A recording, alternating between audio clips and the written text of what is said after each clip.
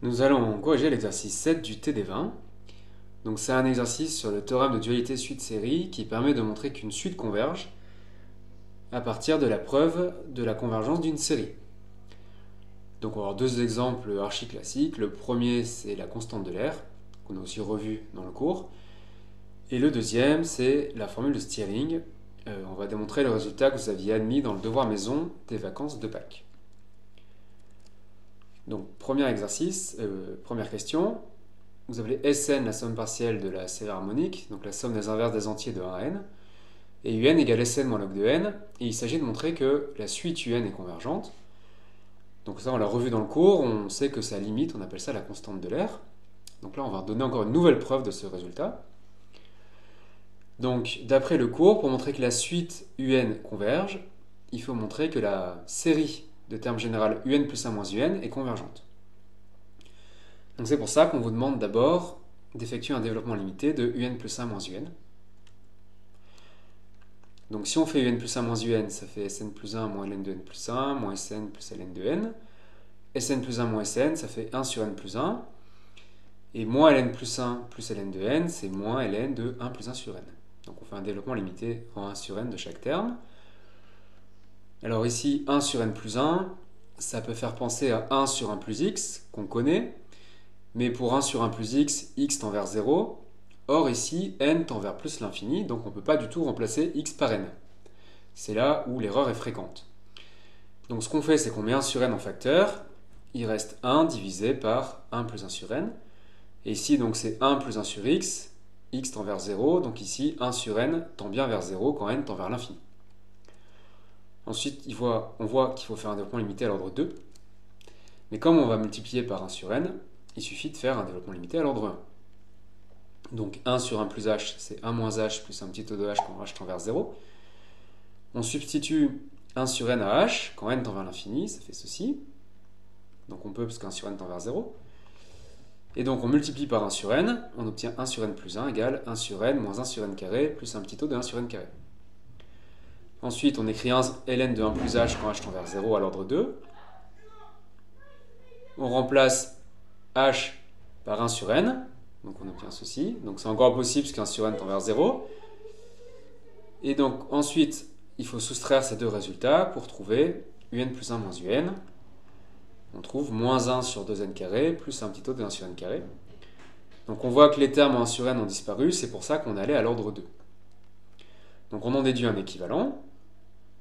Et cet équivalent va permettre d'étudier la nature de la série.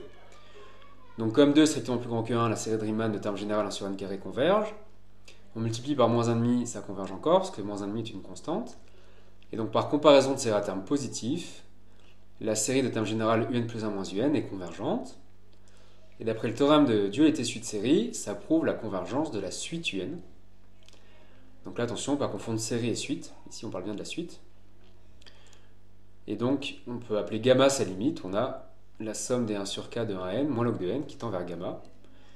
Et donc, on l'a revu dans le cours. Gamma s'appelle la constante de l'air. Alors, petit détail, ici, j'ai dit par comparaison de séries à termes positifs, alors qu'ils sont négatifs.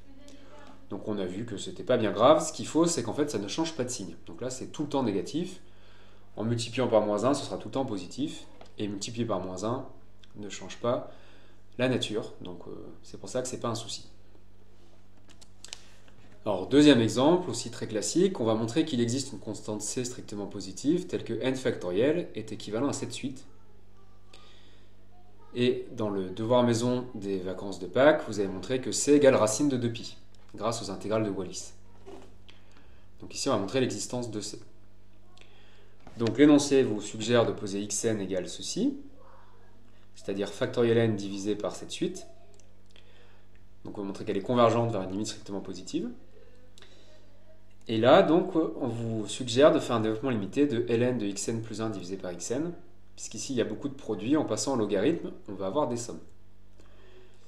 Donc voyons ceci, alors on calcule xn plus 1 divisé par xn. Donc ici, du n plus 1 factoriel, on sort n plus 1 fois n factoriel. Et le n plus 1 qu'on a sorti, on peut le simplifier avec 1 n plus 1 ici. Donc en bas, il reste n factoriel qui disparaît avec lui. Ici, il reste n plus 1 puissance n qu'on regroupe avec n puissance n. Donc ça fait 1 plus 1 sur n puissance n. Et le plus 1,5 vient de racine de n plus 1 divisé par racine de n. Et après, les exponentiels, il reste exponentielle moins 1. On passe au logarithme, ça fait ceci. On fait un développement limité à l'ordre 3 de ln de 1 plus 1 sur n. Pourquoi l'ordre 3? Parce qu'on multiplie par n plus 1,5. Donc ça va devenir l'ordre 2. Donc on arrive là. Donc comme on a un petit taux de 1 sur n carré, on tronque. Et on arrive ici. Donc par propriété du logarithme, ça fait ln de xn plus 1 moins ln de xn, et c'est équivalent à 1/12 de n carré. Et donc comme dans la première question, on compare une série de Riemann, on en déduit que la série de termes général ln de n plus 1 moins ln de xn est convergente. Par dualité suite-série, la suite ln de xn converge. On appelle L sa limite. Et donc comme ln de xn tend vers L et comme exponentielle est continue sur R, exponentielle de ln de xn tend vers exponentielle L. C'est-à-dire xn tend vers exponentielle L. Donc si C, on pose ça égale exponentielle L, c'est strictement positif, puisque c'est une exponentielle. Et comme xn a une limite strictement positive, xn est équivalent à sa limite. Et donc en isolant le n factoriel par produit d'équivalent, vous trouvez que n factoriel est équivalent à cette suite.